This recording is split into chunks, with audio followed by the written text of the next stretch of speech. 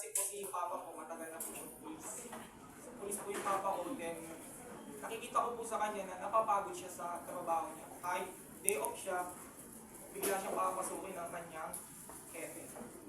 So nga, syempre, alam naman natin, pag trabaho ay isang police, laging puyat, pagod, walang tulog, tapos siya po yung nagpo-provide sa aming magkakapatid.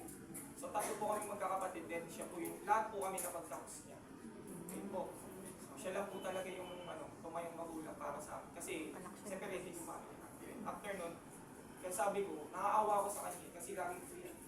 Kaya sabi ko, what if baguhin ko yung takbo ng circle ng family namin. Sabi ko, subok ako ng ibang opportunity na pwedeng babawin yan. And then nakita ko naman po dito sa IM Worldwide na talagang legit and then totoo, marami pong nababago ang buhay dahil dito sa ganitong klaseng negosyo. Yun po.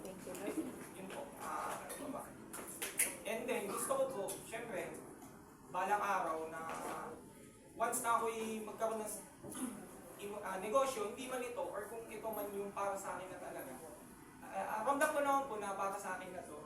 So, gagawin ko na lang po is talagang gagawin ko na lang po and start the business. And then makikinig po ako sa mga mentors ko din na nagdala sa akin dito. So, yes, mentor lang po, yung po yung sinasabi. Ano yung natutunan ko? Yes, mentor palagi and be initiative. Yan. Maging initiative ka kasi kung gusto mong matuto sa ganitong klaseng negosyo, ikaw na yung magkusang lumapit sa mentor mo. Yung parang hindi ka nila pupulitin. Ay, ganito, attend tayo ng training, attend tayo ng seminar. So, dapat ikaw na yung mismo lalapit. Ikaw na yung mismo mag-chat. Ay, friends, amazing morning, meron po ba Para matuto. Hindi marunong eh. Yun. Ito po, available po ako ganito. Ganun lang po. And then ano pa, be consistent. Yan.